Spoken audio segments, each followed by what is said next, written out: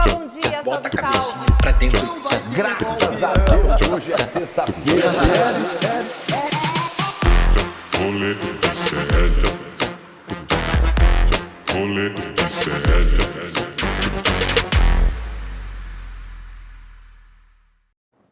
Fala, meus depoimentos do Mauro Cid, estamos começando mais um Rolê ICL na manhã desta terça-feira, quarta-feira, hoje é terça-feira, nossa, ainda é terça-feira, eu aguento mais essa semana, ainda é terça-feira, dia 12 de março de 2024, estamos começando mais um programa Rolê ICL aqui no canal do Eduardo Moreira, do Instituto Conhecimento Liberta, também nas minhas redes sociais. Sejam todos bem-vindos, sejam todas bem-vindas a este belíssimo programa que começa agora falando sobre, obviamente, o depoimento de Mauro Cid. Mauro César Cid deu mais um depoimento para a Polícia Federal, desta vez mais de 6 horas de depoimento.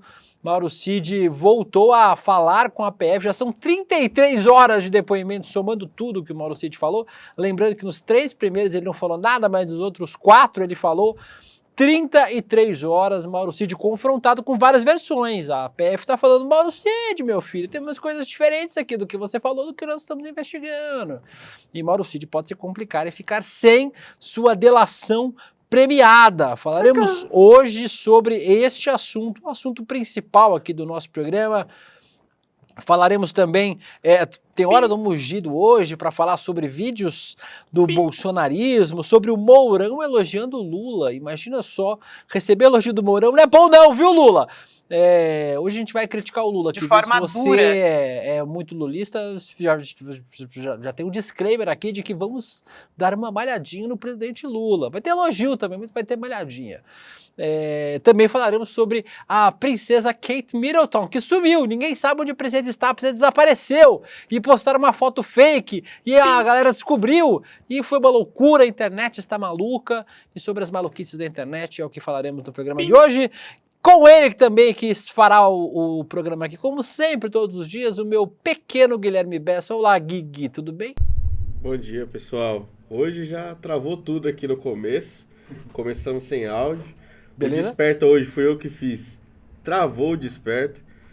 Então acredito que o problema seja eu, né? Na verdade, o Desperta todo mundo sabe que fui eu que puxei os Sim. cabos. Assim que o demônio foi mostrar aquela caneca maldita do Desperta que ele tem, eu puxei os cabos pra ele parar de se achar Mas aqui tem na TV. novidades em breve, tá?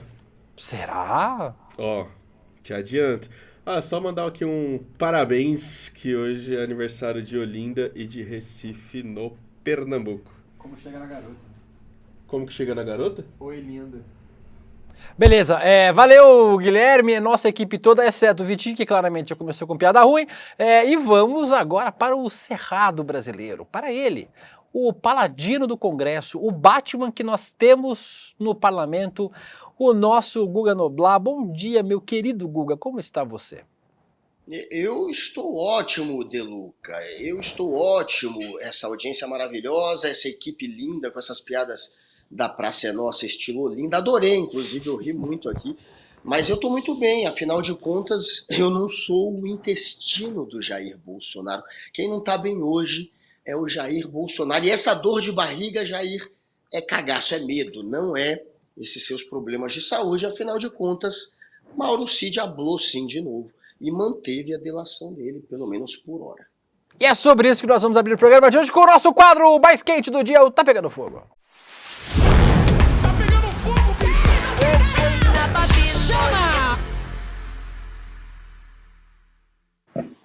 Eu falei 6 horas, Guga, mas Mauro César Cid, tenente-coronel, 9 horas. falou por mais de 8 horas, quase 9 horas na Polícia Federal.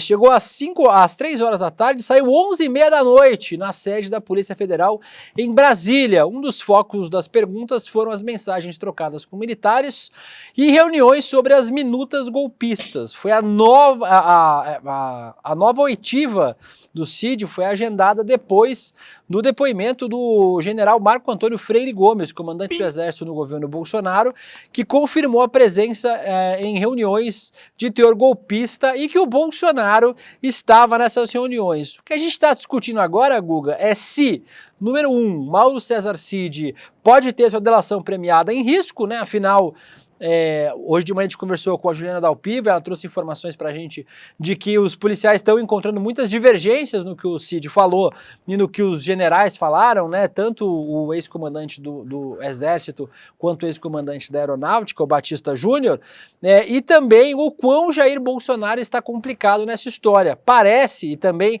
a apuração da nossa querida Juliana Dalpiva, apura, a máquina de apurações do ICL, de que o depoimento do Cid já não é mais a peça fundamental dessa história, né? Já tem muito elemento que foi encontrado nas outras investigações que já complicam demais a vida do Jair Messias, Guga. Pois é, Sidão, você vacilou, porque um dos principais elementos que implicam o Jair Bolsonaro na trama golpista, que serve de fato como prova para incriminar o ex-presidente, é aquela reunião de Jair Bolsonaro com os ministros, aquela que foi gravada, que todo mundo ficou até sem entender por que Bolsonaro se autoincriminou permitindo aquela gravação. Aí disseram que depois a gravação foi feita por trás de uma porta, teve ministro que perguntou para o Bolsonaro, tá mesmo gravando? E o Bolsonaro teria dito que só a parte dele é que estava sendo gravada e não o áudio dos outros. Enfim, aquela história da gravação do Jair Bolsonaro naquela reunião em que o general Heleno fala até em virada de mesa, tá aí a imagem agora dessa reunião, ela foi encontrada em um computador do Mauro Cid, mas ele não contou essa história, ele não passou isso para a Polícia Federal. Por exemplo, esse é um dos grandes problemas do Mauro Cid, não ter se aprofundado, detalhado essa reunião ou entregue esse material que foi encontrado, repito, no computador do Mauro Cid. Então, é claro que ele tinha muito a explicar ontem, não só sobre a trama golpista, ele foi perguntado também sobre falsificação de cartão de vacina, e sobre as joias que foram surrupiadas. Então, tem muito a dizer, Mauro Cid. Ele está no meio de todos os rolos de Jair Bolsonaro. Ficou ontem 9 horas falando. Por hora, a polícia mantém a delação dele. Como falou a Juliana, há alguns conflitos ali de versões, mas pelo que saiu até agora, parece que, de alguma maneira, ele conseguiu também satisfazer ontem a ânsia por respostas aí da Polícia Federal. Ele entregou ainda mais a história da reunião do Jair Bolsonaro, por exemplo, com os comandantes das Forças Armadas, aquela em que ele apresenta a minuta golpista. Ele se aprofundou mais nisso e também detalhou mais a participação dos militares nessa trama golpista, do Freire Gomes. Aí a gente não sabe se ele complicou ou se ele aliviou ainda o lado do Freire Gomes, mas ele também entrou nesse assunto, sobre também o comandante da Aeronáutica, o Carlos Batista Júnior. Ele também falou sobre a participação dele no golpe. Então, pode ser que o conflito de versões esteja exatamente neste ponto, no que ele falou e no que esses dois, o Freire Gomes e o Carlos Batista, falaram. Mas, por hora, parece que o Mauro Cid está mantendo a delação. O Rafael Taranto pergunta: o que é esse PIN que fica apitando o tempo inteiro? Eu te conto meia-noite. O Guilherme Rosalim Pato, uma pergunta seria: por que, por ser ex-chefe do Estado, o seu Jair ficará preso numa série especial da PF, ou por ser ex-militar ficará num presídio militar sendo paparicado? Isso é uma excelente pergunta, né? Já que a gente acredita, Guga, que a prisão do Bolsonaro é favas contadas, teve uma matéria semana, acho que tem uns 15 dias, né? Uma matéria dizendo que o Exército já se prepara para esse tipo de situação, né? Parece que o Jair Bolsonaro vai ficar preso em um presídio militar mesmo, caso venha a ser preso. Ele tem aquele papo de que se aposentou como capitão. Era para ele ter sido expulso do Exército, não era para ele carregar nenhum tipo ainda de benefício por ser militar. Mas ele, na hora em que teve o julgamento por ter sido acusado de terrorismo, ele queria colocar uma bomba numa adutora lá do Rio de Janeiro para poder pressionar o Exército a dar aumento para os soldados. Ele não foi expulso. Ele, durante o julgamento, tinha um aliado dele, se eu não me engano, o Jarbas Passarinho, eu não me lembro quem exatamente, que aliviou para o lado do Jair Bolsonaro durante o julgamento dele no Superior Tribunal Militar, e ele acabou sendo aposentado como capitão. e aí ele pode talvez ter esse benefício de parar numa prisão militar, mas vai parar no Chilindró, né? Tá o exército se preparando, tudo indica que Jair Bolsonaro não tem escapatória.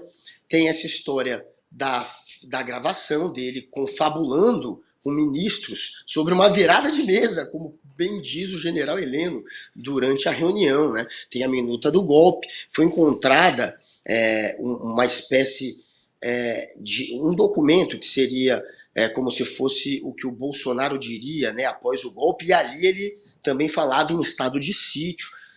Tem o decreto de estado de sítio também, que encontraram no gabinete dele lá na sede do PL. Então tem muitas provas já. E ontem o Mauro Cid, entre as revelações, e aí quem deu essa história foi o G1 agora há pouco, o Mauro Cid teria dito que o Bolsonaro sabia que as urnas eram eficazes. O Bolsonaro sabia que não tinha como a urna eletrônica ser fraudada na eleição. E mesmo assim, Jair Bolsonaro prosseguiu com as narrativas dele contra as urnas, prosseguiu sabotando a eleição, desacreditando o sistema eleitoral, mesmo sabendo, tendo a confirmação, não tendo dúvidas de que as urnas eram eficientes. E isso foi uma das novas revelações feitas agora pelo Mauro Cid.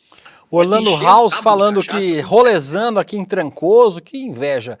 Beta Maia falando que o Guilherme travou também o Desperta. E quem Pô, eu tô cheio de hater hoje. quem aqui, quer mano. calar o Desperta e o rolê? O rolê a gente sabe que é o Vitinho, que sempre tá problema, né? Mas dessa vez foi o Guilherme que fez da Paula. A Eliane falou, hoje é aniversário da minha sobrinha Ingrid. Saudades. Manda um parabéns pra ela, somos suas fãs. Um beijo pra você, Parabéns! Eliane. E pra Ingrid, que está fazendo aniversário. Muitos parabéns, Quantos que anos? seu dia seja doce. Não sei, não falou aqui. Depois você fala pra gente, Eliane, quantos anos a Ingrid está fazendo. A Juliana B falou, finalmente consegui uma folga para ver o rolê ao vivo, amo, beijo pra você, Juliana. A Maria Helena está aqui, a Antônia Niceia, o Vinícius Ducati, Xandão Gordão Potter. Jogadas chegou. Gordão Jogadas, que é o fake do Guilherme. O Vinícius Ducati, tá falando muito hoje você. O Vinícius Ducati, Xandão Potter destruindo as Horcruxes do Valdenaro, começando pelo Mauro Cid. É isso por enquanto. Vamos agora para o próximo tema. Já a gente vai falar sobre isso aí que o Hugo falou também, sobre os depoimentos dos militares. Mas eu quero falar agora sobre outro militar, o Mourão, Guga. O ex-vice-presidente da República e senador, o Hamilton Mourão, do Republicano do Rio Grande do Sul, disse que o fim do governo Bolsonaro foi melancólico e que a derrota nas urnas deveria ter sido admitida. Abre aspas. Acho que o governo teve coisas muito boas e no final teve esse fim que considero melancólico. Não fiquei satisfeito com o final do nosso governo. Tínhamos Foi que só ter o final, né? Só o resto foi Só de final, boa. foi só no finalzinho. Tínhamos que ter reconhecido a derrota. Perdemos por pouco, mas perdemos. Tinha que ter dado uma resposta clara. Perdemos agora, mas vamos melhorar para voltar mais fortes em 2026. Acho que é do jogo democrático. Nessa mesma entrevista, Guga, o Mourão elogiou o presidente Lula. Disse que o Lula está acertando em não falar sobre o golpe militar de 64, a pacificação e nananana.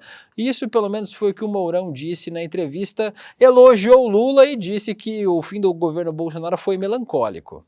Me dá um beijo na boca, né? Só os 45 do segundo tempo, que foi melancólico, o governo do Jair Bolsonaro começou de maneira melancólica e terminou pior ainda, tentando, ao que tudo indica, dar um golpe de Estado. O Hamilton Mourão fez parte de um governo melancólico, fez parte de uma equipe política que tinha Weintraub, que tinha gente ali só para perseguir a cultura, para perseguir a educação, para perseguir professor. Ele fez parte disso, de um governo melancólico, de um governo que não tinha o que construir. Como disse o Jair Bolsonaro, assim que foi eleito, primeiro ele teria que desconstruir, e foi só o que ele fez. Ele só desconstruiu, ele só destruiu. Não tem nada de positivo. A gente passou por uma pandemia de Covid, em que o presidente estimulou que o vírus se contagiasse mais gente. Contaminasse, mais gente. Então é óbvio que a gente teve um presidente que foi melancólico por 4 anos. O Hamilton Mourão, se tivesse decência, teria abandonado esse governo ali no início, quando ele de fato entrou em conflito com o Bolsonaro. Já no primeiro ano de Jair Bolsonaro, o Hamilton Mourão foi tido como um traidor. Ele foi colocado ali pelo Carluxo e pelo próprio Jair Bolsonaro como alguém que queria criar alguma maneira de tirar o Bolsonaro do poder, de dar um golpe. O Hamilton, que era o golpista na visão da turma bolsonarista. E a imagem dele ficou ruim, e é ruim até hoje, com boa parte do bolsonarismo. Ele é visto como um traidor. O Bolsonaro colocou o Braga Neto como vice na segunda eleição. Não queria de jeito nenhum o Mourão de novo. Então, o Mourão poderia sim ter, de alguma maneira, rompido com o Bolsonaro, e nunca rompeu, ficou na sombra do bolsonarismo para ser eleito senador, e agora está aí, de alguma maneira, tentando fazer uma pequena crítica, mostrar que pelo menos no finalzinho ele discordou, mas se fosse um sujeito decente não teria nem entrado nesse governo. A gente vai continuar falando sobre militares, Guga, a gente vai falar já sobre os a boca tá aberta dos militares, mas teve uma outra notícia de hoje, notícia que a gente já falou sobre esse assunto aqui no ICL, mas vamos voltar a falar sobre ele. O presidente... cadê? Aqui a matéria que eu perdi o link da matéria. André Graziano. O Ministério dos Direitos Humanos cancelou atos... falando sobre a memória das vítimas da ditadura militar. Tem uma matéria da Folha de hoje que trata sobre esse assunto, e a gente já falou sobre essa passada de pano, né, Guga? Tem um movimento dentro do governo federal, esse movimento que foi elogiado pelo Mourão, inclusive, né? De que o Lula está tentando pacificar. A informação é do César Feitosa e da Kátia Seabra, foi publicado hoje cedo, e que diz que a determinação do Lula em evitar eventos em memória dos 60 anos do golpe militar levou o Ministério a cancelar uma solenidade que aconteceria no dia 1º de abril. De acordo com pessoas próximas a Almeida, o evento organizado ocorreria no Museu da República, em Brasília, e estava previsto um discurso do ministro. A cerimônia exaltaria a luta de militantes e perseguidos pelo regime de exceção contra os militares. Auxiliares do ministro dizem que as agendas paralelas à data do golpe devem ser mantidas, mas esse evento foi cancelado. E eu falei lá no Twitter, Google, eu repito, eu já falei isso em série aqui umas 10 vezes, eu vou falar todo dia se for necessário. O golpe de 2023, de 2022, de 23. O golpe de janeiro de 23, a tentativa de golpe é um reflexo de ter anistiado militares, torturadores, assassinos de 64. Lembrando, né, o neto do Figueiredo participou da tentativa de golpe de 2023. O general Heleno estava na ditadura militar de 64. Essas pessoas não foram punidas pelos crimes que cometeram e aí voltaram à vida pública. E se a gente não punir essas pessoas de 64, as de 2023, em 2038 o Mauro César Neto vai estar tentando dar golpe.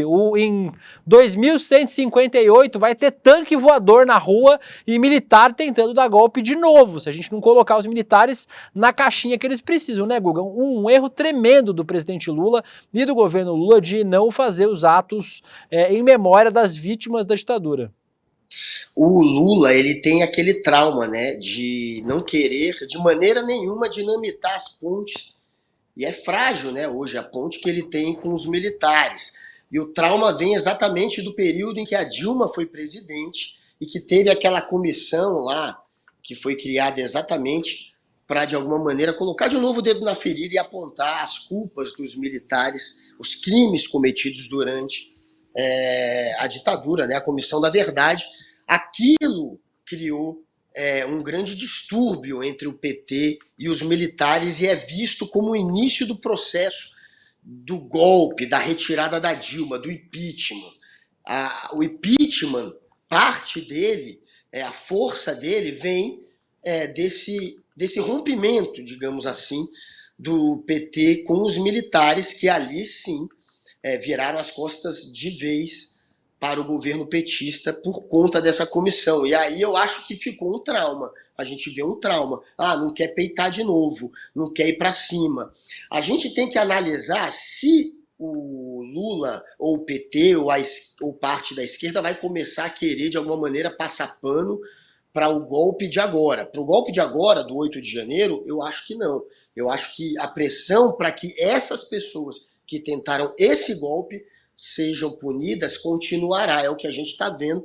Boa parte do governo, inclusive, está empenhado nisso. Tem que ter a punição, sim, para esse golpe que aconteceu, que tentaram, né, no ano passado. Não pode ficar, obviamente, impune. É o exemplo da impunidade que impulsiona novos golpes. E a impunidade do golpe de 64, a gente, infelizmente, pelo jeito, não vai mais ter como cobrar. Parece que a ideia do governo é realmente não ressuscitar nenhum tipo de conflito nesse sentido, para não dinamitar as pontes, como, por exemplo, o Hamilton Mourão, que acabou de fazer um elogio exatamente porque o governo não está indo para cima do pessoal de 64. Então você vê que são sinais, são recados que são dados. O Hamilton Mourão está dando um recado. Lula, segue nessa, que você vai ter pelo menos como construir aí uma relação com os militares que não tentaram o golpe agora. Agora, os que tentaram o golpe agora, e o Hamilton Mourão, obviamente, quer passar pano para eles também, tem que ir para cima, tem que prender. E eu também acho, obviamente também queria que se apontasse para as feridas de 64, que fosse para cima daquela turma também. E acho que o Lula não está fazendo isso, como disse, por trauma da treta que foi quando a Dilma foi para cima deles.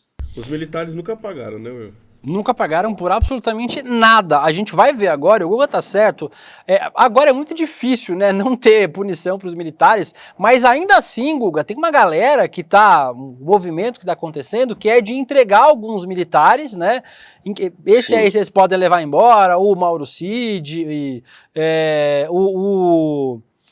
o Garnier, né, tipo o almirante, que era comandante da Marinha, leva aí uma meia dúzia de militar, mas aí a gente passa a imagem, não, as Forças Armadas são democráticas, elas são as mantenedoras da nossa democracia, é um movimento que está acontecendo, né, Guga?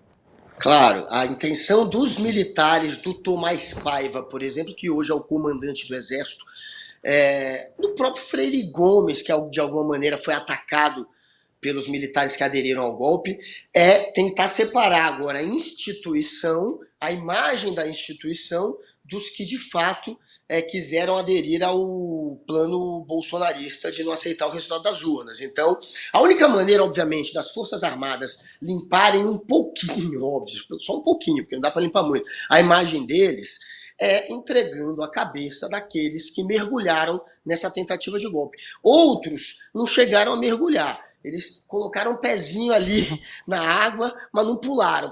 Provavelmente porque perceberam que ia dar ruim. Então, não queriam parar no xilindró. Aí saíram no meio do caminho. Não sei se tem algum herói que de fato falou: vou defender a Constituição, vou fazer isso por princípio, não vou entrar por princípio democrático. Não sei se teve. O que parece é que a maioria que não entrou por medo, porque viu que não ia dar certo. Porque teve pressão gringa, Estados Unidos, Europa, todo mundo pressionando. Porque aqui mesmo, no Brasil, não tinha força política, não tinha opinião pública do lado, não tinha jornalismo de fato do lado, como teve em 64. Então, o que parece é que os que não entraram porque tiveram medo mesmo, né? Não quiseram embarcar numa trama golpista que parecia furada. Mas não parece que tem nenhum herói. Mas eles não embarcaram, de fato. E eles foram atacados.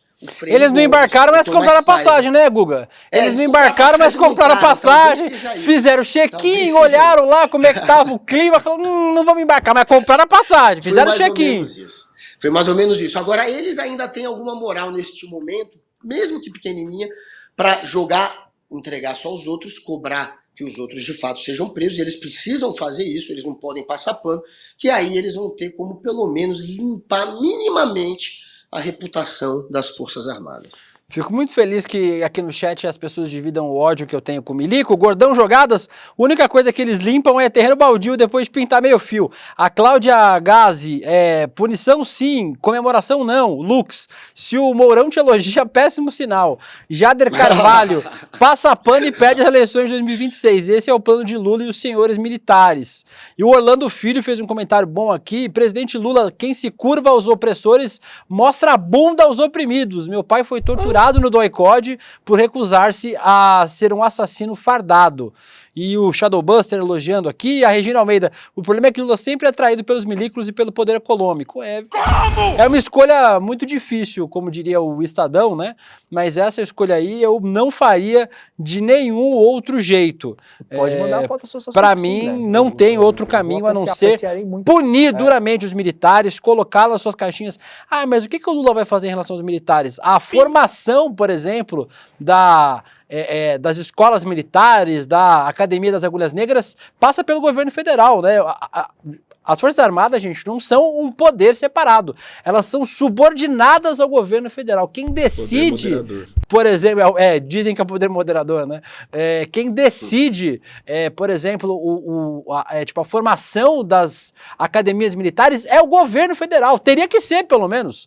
E a gente, se não tiver novos militares formados com bases democráticas, ao contrário do que acontece hoje, nós vamos ter aí, daqui 10, 15 anos de novo, eu e o Guga com mais cabelos brancos, eu com cabelos todos brancos, falando de novo de tentativa de golpe, mais uma vez.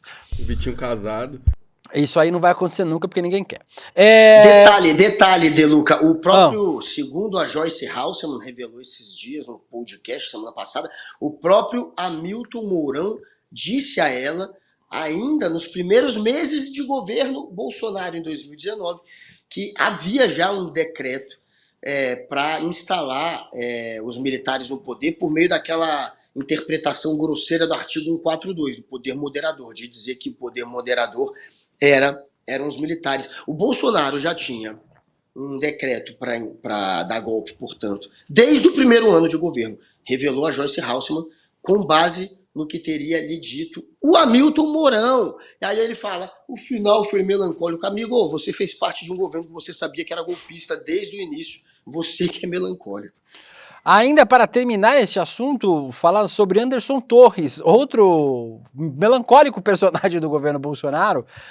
O ex-comandante da Aeronáutica, o Carlos de Almeida Batista Júnior, afirmou em depoimento à Polícia Federal que o ex-ministro da Justiça era quem dava embasamento jurídico para que o Bolsonaro decretasse um estado de defesa ou de sítio, né? Ele deu depoimento de 10 horas do dia 4 de março.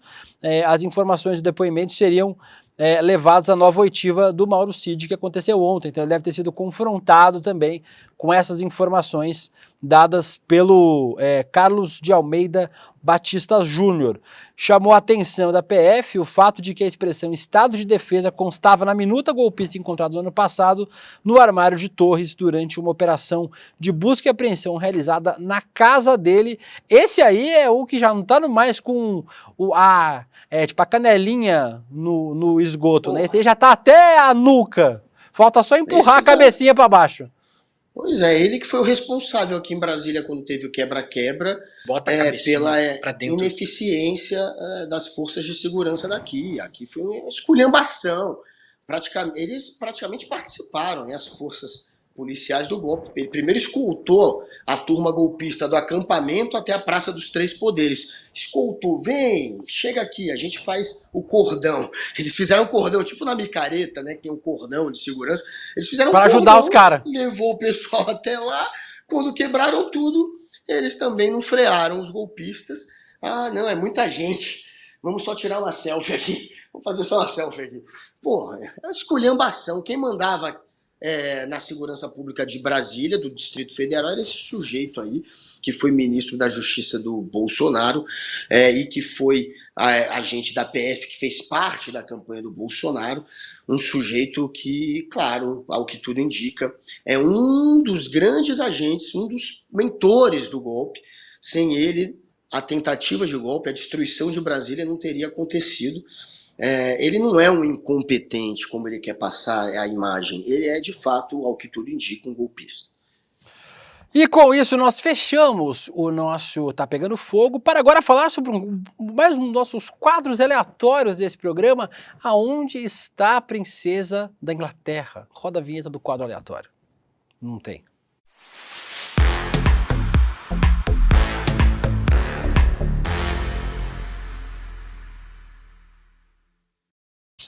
Aqui neste programa, Guga, nós também trazemos... Você pula no roteiro, né, William De Luca? Difícil, cara. Ah, mas algumas coisas a gente pula. Que Tipo tem? eu. Pode? Você, exatamente. Você é uma pessoa que eu pulo. É difícil de pular você, mas eu consigo. Eu esqueci o que eu tava falando. Michael Jackson. A princesa da Inglaterra. A princesa da Inglaterra. Nesse programa, Google, nós trazemos mistérios da internet. Coisas que estão acontecendo na internet que são mistérios. O sumiço da princesa Kate Middleton é um desses mistérios. O Palácio de Kensington, na Inglaterra, divulgou no domingo uma foto da princesa com seus 3 filhos. Aí, essa foto vocês estão vendo aí. Seria a primeira aparição pública da Kate desde uma cirurgia no abdômen no começo de janeiro. A legenda da foto dizia: obrigado por seus bons votos e apoio contínuo dos últimos 2 meses. Desejo a todos um feliz Dia das Mães, celebrado no domingo no Reino Unido, Dia das Mães. A autoria é indicada da seguinte forma: Príncipe de Gales 2024, que é o Príncipe William, no caso, o futuro rei da Inglaterra. Porém, Guga Noblar, horas depois, as agências de notícias internacionais, né, a Reuters, Associated Press, France Press, excluíram a imagem do seu catálogo de notícias. Aí, ó, essa aí é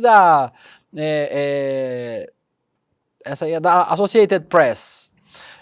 Dizendo que a foto foi excluída porque tinha sido manipulada. Aí acharam umas incongruências, né? Tipo uma mãozinha. Aí, ó. Acharam sinais de manipulação na foto. Atrás tem um negócio na escada também. Aí, ó. Tem um bug na Matrix na escada ali. E eles descobriram que a montagem veio da edição de 100 anos da Vogue, em 2016. Então a foto que usaram para fazer essa montagem dela é essa aí, ó. Tá vendo? Ó? Essa aí é a foto dela, a nova, e aí atrás é a foto da Vogue. Usaram a mesma foto que foi usada na Vogue. Aí a Kate se pronunciou no seu Instagram. Como muitos fotógrafos amadores, ocasionalmente eu faço experiências com edição.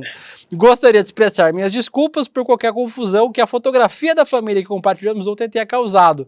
Espero que todos tenham um feliz Dia das Mães. E aí começou, obviamente, 1000 teorias conspiratórias de por que a princesa desapareceu. Então vocês vão ver agora um monte de tweets aí, inclusive o Boulos fez um tweet. Onde está o tweet do Boulos? Cadê? Até o Guilherme Boulos fez um tweet. Aí, ó, o mistério se continua sem resposta. O que aconteceu com Kate Middleton? Cadê Ricardo Nunes para explicar o maior esquema de corrupção já visto em São Paulo? E aí, a internet despirocou. Tem um tweet que eu vi, olha, a Cher Guevara, perfil maravilhoso. Kate morreu improvável. Kate está em coma, menos improvável. Kate fez uma plástica e deu ruim, mais provável. Kate divorciou, bem provável. E Kate está em confinamento para entrar na fazenda. Perfeito, esse aí é mais provável. Eu vi um outro tweet que acho que a gente nem separou, mas é um tweet maravilhoso em inglês, em que o cara dizia o seguinte, que o rei da Inglaterra tá com câncer, se tratando com ervas, o príncipe tá em exílio e a princesa de Gales está desaparecida. É um ótimo momento para a França tentar invadir a Inglaterra, né? Se fosse 1300, chegou a hora. Seria um ótimo momento, Guga. Onde é que tá a princesa da Inglaterra, Guga? Você que é uma pessoa tão informada. Caraca. Olha, essa é a pergunta que vale 1 milhão agora. Será que aconteceu algum problema durante a plástica dela e por isso ela está precisando dar um time, dar um tempo, sumir das câmeras fotográficas? É possível que seja isso? É possível, mas é tudo especulação. A gente não sabe de fato o que aconteceu. A internet está delirando, adorando essa história. Dizem que o casamento não estava tão bom assim. Será que se separou? Falam até que ela está doando órgão. Aí já, obviamente, é piada para o rei Charles. Não sabemos. Não sabemos, estou curioso também. Cadê você, Kate? Faz uma live. Por que não fazer uma live? Ela pode resolver isso aparecendo. Aparecendo em qualquer livezinha dela. Aqui, ó, tá tudo bem. Aí, ó, Guga, eu acho que a Kate sumiu. Eu acho que a Kate sumiu porque ela quer focar no concurso da Caixa. Eu acho que deve ser isso, tá estudando, pô. Tá estudando o concurso da Caixa. É uma possibilidade. Vai se separar do maridão, né? Vai precisar trabalhar ali na Caixa, faz todo sentido. Voltou pro Switches. E esse aí ótimo também. A atriz que fez a Kate Middleton na última temporada de The Crown, esperando o telefone tocar para o momento dela chegar e ela brilhar. Não sabemos onde está a princesa Kate Middleton. Aqui no nosso chat as pessoas sabem. O Vinícius Ducati, que está na Espanha com seus bons drinks. A Roberta que falou que a Kate está estudando para o esperado concurso da Caixa. O Alex Turner, a Kate está no sítio do ACEF. O Fábio Camargo, a Kate foi de Tancredo. Só quem é mais velho vai entender essa referência, viu, Fábio? Todo mundo achando que a Kate foi de Olavo de Carvalho. De Tancredo. Mas quem a gente sabe onde está, Guga, mas queria não saber, é Arthur Moledo Doval, o seu amigo, o Mummy Spoke, já que estamos falando sobre ingleses. O seu sócio. Confundiram com ele, mano. Deus me dê, não, mas é bem diferente, né? Pelo amor de Deus. Que bom, obrigado. O Mummy Spoke, o Mamãe Falei, o secretário da Criança e do Adolescente do Ministério dos Direitos Humanos oficiou a Procuradoria-Geral de Estado de Justiça do Pará sobre o vídeo que Arthur Duval gravou em Marajó. O vídeo, fui para Marajó e fiquei chocado com o que vi. Pouco clickbait, né? O vídeo do Duval. É sério, é muito sério esse título. Na gravação de pouco mais de meia hora, ele aparece o tempo todo acompanhado do também integrante do MBL, Matheus Faustino, alvo de um pedido de investigação por transfobia em dezembro do ano passado. Na sexta-feira, dia 8, o ativista do MBL mostrou em seu canal um vídeo sobre sua viagem ao arquipélago do Marajó, onde tentou verificar supostas denúncias de crimes sexuais com adolescentes. E aí, Guga, pasme, você que está assistindo esse programa e não acompanhou essa história, o Mamãe Falei convidou duas menores de idade para irem ao hotel e paralelamente fez um flagrante das mesmas com a polícia local. O secretário solicita a adoção de medidas para investigar as circunstâncias do flagrante, que foi esse, e como é que ele foi realizado, né, e a sua legalidade. Vale lembrar que o Arthur Duval virou mentor, né, do curso lá Escola de Líderes e foi cassado na LESP por unanimidade em 2022, né? E está inelegível por 8 anos. Ele que foi fazer um turismo meio esquisito lá na Ucrânia, agora vai fazer um turismo ainda mais esquisito no Marajó, Guga. Pois é, tá vendo, né? E o título já não basta ser o Arthur Duval, que já não tem essa credibilidade toda, foi para a Ucrânia supostamente para tentar, de alguma maneira, contribuir com o fim da guerra, e a única coisa que ele fez foi o tal do turismo para tentar chegar nas ucranianas, o turismo sexual, virou essa história toda, já não tá com a credibilidade em dia, vai lá e coloca o título, como é que é o título? Fui para Marajó e olha como é que é o título do vídeo, enfim, é um título que não dá para levar a sério, você vê que é um fui para Marajó e fiquei chocado com o que vi. E fiquei chocado com o que vi. Eu também, tô chocado com o que eu tô ouvindo agora, com o que a gente tá vendo. Uma armação num assunto tão sério, num assunto tão delicado. Você ir lá e tentar criar uma fake news, criar uma factoide, uma narrativa para atacar ou para criar uma imagem que você quer criar daquele local, que é uma imagem mentirosa, isso aí sim. Eu é que não estou acreditando no que eu estou ouvindo e vendo. Isso aí sim, que é um vexame, que é uma piada e que ele tem que ser cobrado, obviamente, por isso. E como eu disse, as pessoas acham que a gente é parecido, eles me confundem às vezes. Fui confundido 3 vezes com Arthur Duval. Uma delas foi por um assessor do general Santos Cruz, quando trabalhava ainda para o governo Bolsonaro. Ele ficava me mandando mensagem no WhatsApp, passando informação do governo, achando que estava passando para o Duval. E aí, óbvio que quando eu percebi isso, eu deixei ele acreditar que eu era o Duval. E continuei ali por 1 ano. Eu fiquei 1 ano recebendo informações privilegiadas porque achavam que eu era o Duval. E no carnaval me confundiram de novo com o Duval. E como eu estava fumando na hora, eu falei, vou deixar confundir para achar que o Duval é maconheiro. Maconheiro. Ficou com fama de MBL, agora está com fama de que fuma um. Que isso. E falando em maconheiro, vou falar do presidente Lula. Mentira, o presidente Lula é pessoa séria. Não, só toma uma cachaçinha. Que nem eu. Vocês querem café? Tem o áudio aí. Você não botou o áudio, mas tinha o áudio aí. Desculpa. Na manhã de hoje está acontecendo uma cerimônia no Palácio do Planalto, meu pequeno Guga, para o anúncio da construção de 100 novos institutos federais. O presidente Lula fez um vídeo muito bom. A gente fica reclamando da comunicação do governo. Vamos ver esse vídeo do presidente para dizer que a gente não elogia a comunicação. Esse vídeo ficou bom. Olha aí. Hoje é um dia muito importante para o Brasil, porque nós vamos anunciar a criação de mais 100 institutos federais. Ou seja, são as escolas que vão formar milhares de Olha lá o Marcola fechando a porta. Esse é o Marcola que falaram que era do PCC, ó. Volta o vídeo pra você ver, ó.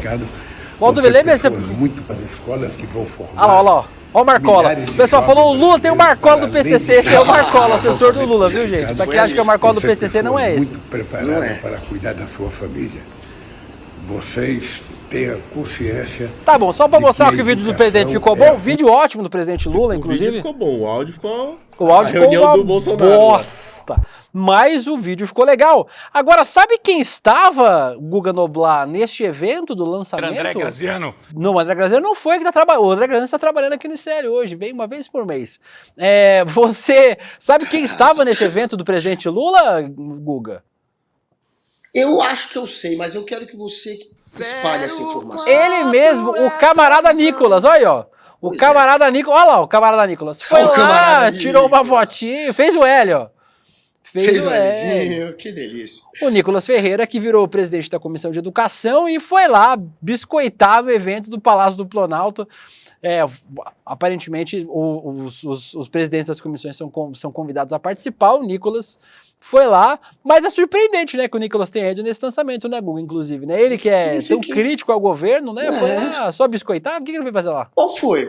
Eu vou tentar descobrir isso, tá? Eu vou tentar perguntar isso Vai pro lá, Nicolas. Guga, Por que você biscoitou o presidente Lula? Logo você virou aqueles que vocês apontavam como os melancias. Eles gostavam de chamar general e até político de melancia. Verde por fora e vermelho por dentro. Temos um novo melancia, Nicolas Ferreira. Seria muito interessante. Mas, enfim, ele deve estar ali porque ele devia estar cercado de político que por algum outro interesse tinha que estar ali também. Provavelmente não foi para querer, obviamente, biscoitar o Lula, mas eu vou tentar descobrir. Mas quem biscoitou o Lula, e podem ir atrás, tem imagens, foi aquele César Filho, que agora está no SBT Brasil, sei lá, SBT News, e que sempre foi um puxa-saco do Bolsonaro. Ficava nas redes sociais fazendo coro ao bolsonarismo, atacava Lula, me atacava também, chato pra caramba, até eu sofri ataque desse César Filho, chorão. Agora tá ali puxando o saco do Lula, biscoitou. Esse sim, fez videozinho puxando o saco do Lula ontem. Tem alguém que falou aqui, mostre as boas ações do governo, para de falar do Bolsonaro. Gente, isso aqui não é um programa do governo não, viu? Vocês querem ver o programa do governo? Tem na TV PT. Não, o meu pelo menos não é. Eu só respondo pelo meu e pelo do Google, pelo seu, galera, pelo nosso aqui. Aqui não é programa do governo não, viu, gente? A gente fala bem quando precisa, fala mal quando precisa, porque a gente fala o que tem que ser falado nesse programa. Aqui Ninguém não é calará. TV 1, 2, 3. Aqui não é o Rodrigo Viana. Vamos falar agora sobre uma notícia bizarra que vem de que região do Brasil? É notícia bizarra? Chuta a região que tá vindo, Guga. Notícia fascista, assim. Talvez Santa Catarina? Talvez. Errou, mas é um pouquinho pra cima. No Paraná, uma policial militar, uma mulher policial militar do 13º Batalhão de Polícia Militar deu um tapa na cara de uma criança de 13 anos durante uma abordagem policial. Foi no bairro Tatuquara, o nome difícil, Tatuquara, na periferia de Curitiba. A viatura entrou em uma rua que tinha um grupo de crianças com bicicletas. É possível ouvir a militar dizendo, sai da frente, ô bando de arrombado, sai da frente, caralho, fecha aspas. Depois a viatura para, a gente desembarca e dá um tapa na criança que não fez absolutamente nada, porque as crianças saíram do local. Vamos ver o vídeo que rodou as redes sociais ontem. Sai da frente, ô bando de arrombado. Sai da frente aí, caralho. É o policial do Porta dos Fundos. Né? E ela desceu, mas dá pra ouvir o barulho. Volta um pouquinho o vídeo pra você ver. Dá não. pra ouvir, tá? Quer ver? Ó? É uma covardia. Aí, ó. Dá pra ouvir o barulho do tapa que a mulher deu na cara da criança. E a pergunta que fica, Guga, é qual a necessidade? É a necessidade de mostrar que a nossa polícia é uma corporação falida mesmo, que, enfim, trata quem é da periferia, trata quem está naquela situação em que o Estado pode virar a cara dessa maneira. Seria ainda melhor que só virasse a cara, né? Aí tá dando tapa na cara. O Estado, a polícia, que deveria de alguma maneira te trazer segurança, o Estado que deveria atuar ao seu favor, não faz nada por você. Quando faz é isso aí, é te dar um tapa na cara. E é claro que está fazendo isso porque foi num bairro da periferia ali de Curitiba. Se fosse no bairro do Playboy, dificilmente faria, porque sabe que o filho do cara rico vai ter como cobrar. E essa situação não estaria sendo cobrada se não tivesse sido gravada. Então, pelo menos, tentem se proteger, gravem, denunciem, e a gente tem que cobrar esses covardes fardados. Mais uma notícia pra gente. Vocês viram que nem teve a vinheta do Marcelo das Notícias, eu esqueci, o roteiro foi...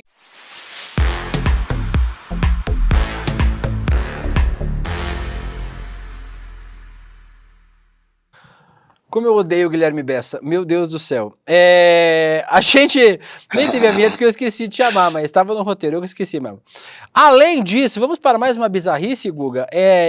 Ontem, motoristas de aplicativo fizeram uma manifestação em Belo Horizonte contra a proposta de lei do governo do presidente Lula que prevê a regularização da classe trabalhadora dos motoristas, né, de aplicativo. O mote do protesto, Guga, era sindicato não. Um levantamento feito pelo Datafolha mostrou nessa semana que 30% dos motoristas se identificam como extrema-direita. Acho que não é bem extrema-direita. Eu lembro desse... Pelo menos tem uma pesquisa do ano passado que eu vi, acho que é da Folha também, ou do Estadão, eu não lembro. Mas em que só 2 em cada 10 motoristas se enxergam como esquerda. A maioria se enxerga como, tipo, os 40% de centro e os 40% de direita. Então, os trabalhadores não se enxergam como sendo de esquerda, se enxergam como sendo de direita, que a gente sabe que a direita gosta de comer direitos trabalhistas o quanto pode. É doido, Guga, que essa proposta prevê benefícios que foram negociados com parte da categoria, né? Tinham representantes da categoria lá, estavam discutindo com o governo federal, mas parece que essa proposta não agrada parte dos trabalhadores. Eles acham que vai piorar a vida deles ter mais direitos trabalhistas, por mais maluco que isso possa parecer, né? É a cabecinha dessa turma, desse batalhão de direita que é formado por um bando de clichê, um bando de discursinho clichê, e que acredita que você se tornar uma pessoa independente, um empresário independente, significa não ter nenhum tipo de amarra com o Estado, e não é isso. O Estado tem que atuar junto com você. Se você tem uma profissão que é vista como autônoma, mesmo assim, você tem que ter o Estado de alguma maneira tentando garantir os seus direitos mínimos. Essa gente, como é muito jovem, ainda não precisa de boa parte daqueles direitos que o Estado poderia estar garantindo para eles. Eles não estão ainda sentindo na pele a falta desses direitos. Eles estão numa bolha que eles não têm noção de qual que vai ser a realidade deles daqui a 20 anos. Então, essa geração da direita, da extrema-direita. É pior ainda se dizer de extrema-direita, porque a extrema-direita, no mundo inteiro, inclusive no Brasil, é uma extrema-direita golpista, populista, antissistema. Se dizer de antidireita, hoje, se dizer de extrema-direita, é se colocar hoje como antissistema. A gente vive numa república democrática, a gente tem como melhorar o sistema, a gente não precisa mudar de sistema, a gente está no melhor sistema que a gente conseguiu criar, que é a democracia, mas esses da extrema-direita são antissistema. Portanto, eles são os do contra, eles são contra a democracia, contra a república, e é difícil você trazer esse bando de radical para uma conversa que tenha algum sentido. Para eles querem de fato, eles se sentem revolucionários, na verdade eles são reacionários, eles estão dando passos para trás, mas eles se sentem revolucionários e eles querem combater o sistema. Como é que você vai dialogar com quem quer ir contra a democracia? É o caso dessa turma que se coloca como extrema-direita. Então você não tem muito como atrair essa gente. Infelizmente, essa é a realidade. Só para a gente fechar o nosso Macetada, Guga, uma notícia que eu não poderia deixar de trazer neste programa, porque o título dela é maravilhosa. Irmãos Leandro e Leonardo esfaqueiam Michael Jackson. Você acredita que isso aconteceu, Guga? A dupla Leandro e Leonardo esfaqueou Michael Jackson na noite de domingo. Como? Aconteceu em São José, na região oeste de Belo Horizonte. Sim, gente, o Michael Jackson está vivo. Vamos ver o vídeo. Estava, né? Não, agora continua. Olha, Som tá no Brasil escondido. E vivo. Vivo e a cores. Que até uma repórter acabou conversando direto com ele. Ah, não acredito. Ele tá com roupa paisano, tipo umas coisas. Tipo uma roupinha de a blusa sua, de marquinha assim, um sapatinho social, calça social e o chapéuzinho dele preto. É verdade? Que ele tá aqui no Brasil escondido. E vivo. Vivo. E a mulher ainda falando ainda na internet que ele tá aqui pra descansar, ele não quer mais saber mais da música. Da fama, né? Da fama mais não. Entendi. E o outro levando a sério. então o outro, é verdade. O outro não, realmente tá é vivo. importante essa Se informação. acontecer isso, de chamar ele lá pros Estados Unidos, o pai dele tá um pouquinho chateado, a família dele todos um não tão chateados. E vai dar uma polêmica. Entendi. Aí é melhor deixar ele escondidinho. Mas você mandou um zap pra ele já? Não. Porque você Ô, Guga, tá bom. Ele até A gente já entendeu. Brincadeiras à parte, o brasileiro Michael Jackson de Assis Almeida, 31 anos, denunciou ter sido esfaqueado pelos irmãos Leandro Gil dos Santos e Leonardo Gil dos Santos. A briga começou depois de descobrir que sua companheira estaria tendo um caso com o Michael Jackson. Ou seja, a mulher do Leandro estava pegando o Michael Jackson. E aí ele foi esfaqueado pelos irmãos. Se o Brasil não existisse, Guga, ele precisaria ser inventado. Porra, a irmã do Leandro tava pegando o Michael Jackson O ou a Michael mulher Jackson. do Leandro? A mulher do Leandro. A mulher mulher do do Leandro estava pegando o Michael Jackson. Essa história é incrível. Ela tem quantos anos? 11 anos de idade, a mulher do Leandro. Mas o outro lá, o malucão ali no podcast, contando aquela história maluca do Michael Jackson tá aqui, enfim, passando férias ou descansando, periga daquele sujeito virar deputado ou vereador pelo PL. Tomem cuidado. Aquilo ali é capaz de viralizar na extrema-direita e eles acreditam em qualquer bobagem. Aquele ali talvez seja o próximo político, a próxima revelação política do PL.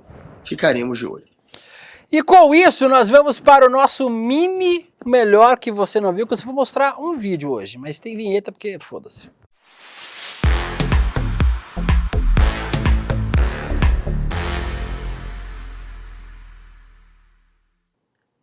Tem um vídeo aqui. 8 minutos, tá, viu? Então dá tempo de mostrar mais vídeo, então. Vamos mostrar mais coisa. O primeiro deles é um vídeo da Al Jazeera. Dia 10 foi o primeiro dia do Ramadã. E a TV Al Jazeera colocou nas suas paredes o nome de 13 mil crianças assassinadas por Israel. O Ramadã é o 9º mês do calendário islâmico, né? Começa, se a gente colocar no nosso calendário, começa dia 10 de março e termina no dia 8 de abril. E os muçulmanos fazem um jejum do nascer ao pôr do sol.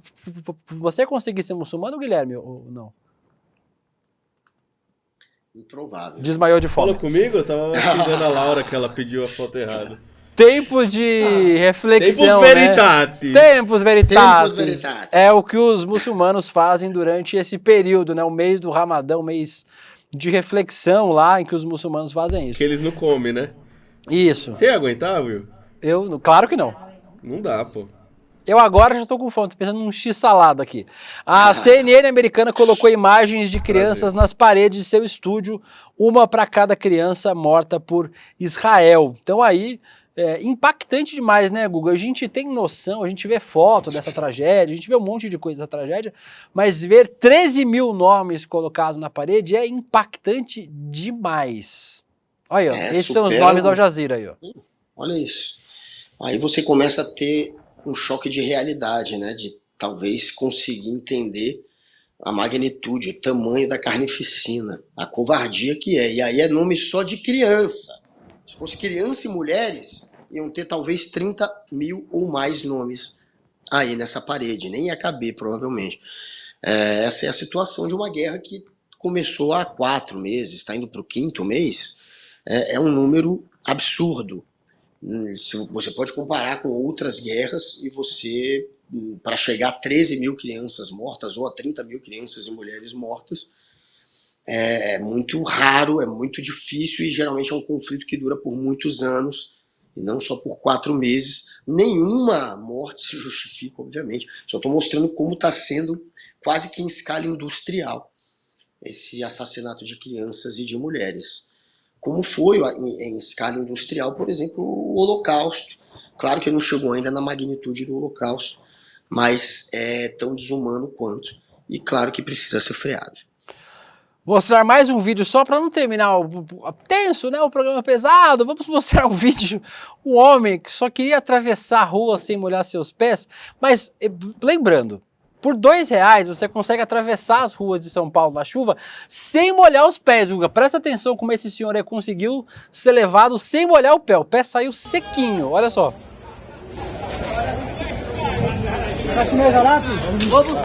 Segura, segura! Aí, ó, o pé saiu seco. Não saiu seco, o pé saiu sequinho. Mas a orelha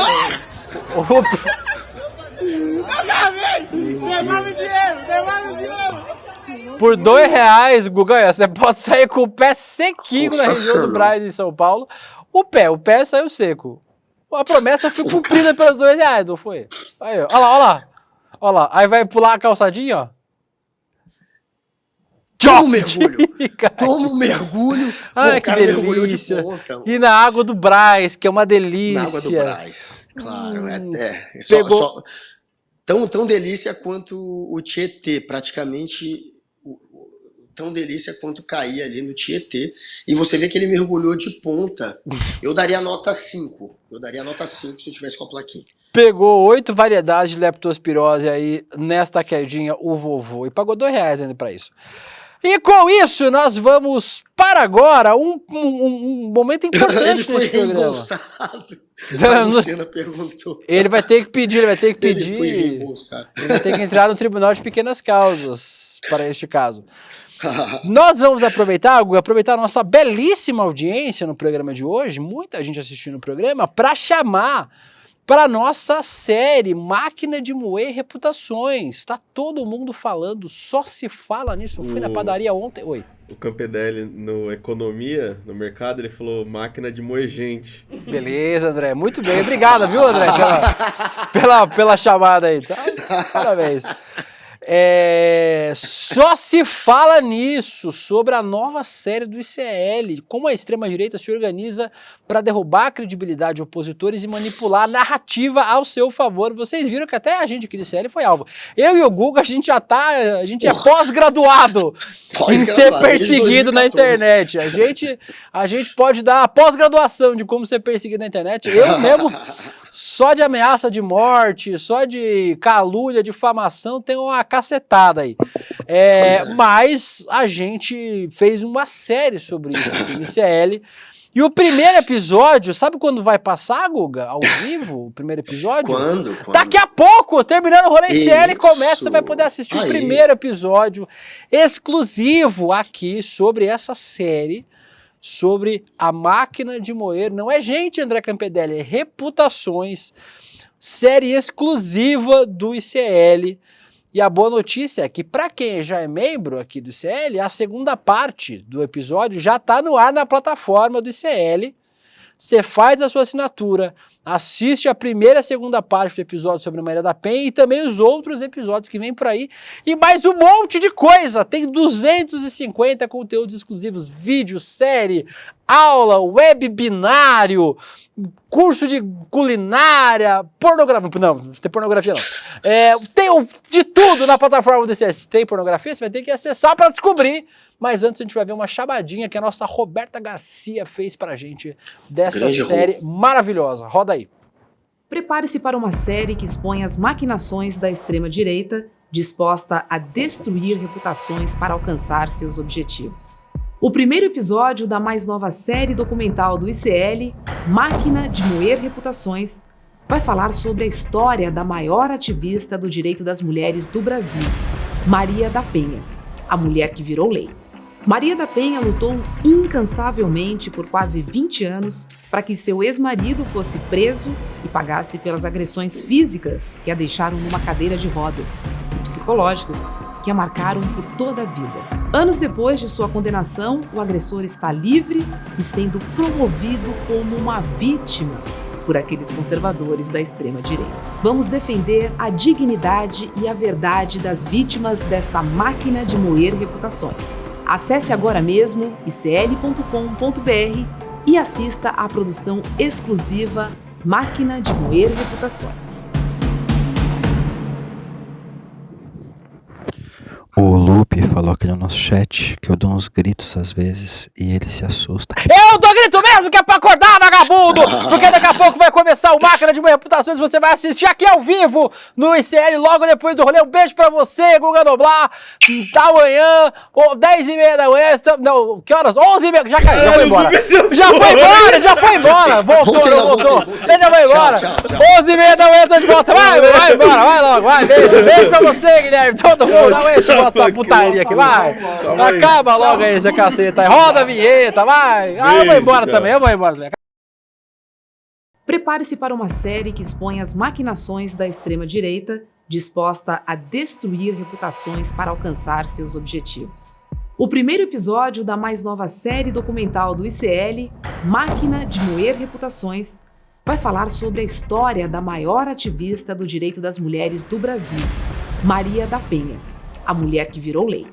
Maria da Penha lutou incansavelmente por quase 20 anos para que seu ex-marido fosse preso e pagasse pelas agressões físicas que a deixaram numa cadeira de rodas e psicológicas que a marcaram por toda a vida. Anos depois de sua condenação, o agressor está livre e sendo promovido como uma vítima por aqueles conservadores da extrema-direita. Vamos defender a dignidade e a verdade das vítimas dessa máquina de moer reputações. Acesse agora mesmo icl.com.br e assista à produção exclusiva Máquina de Moer Reputações.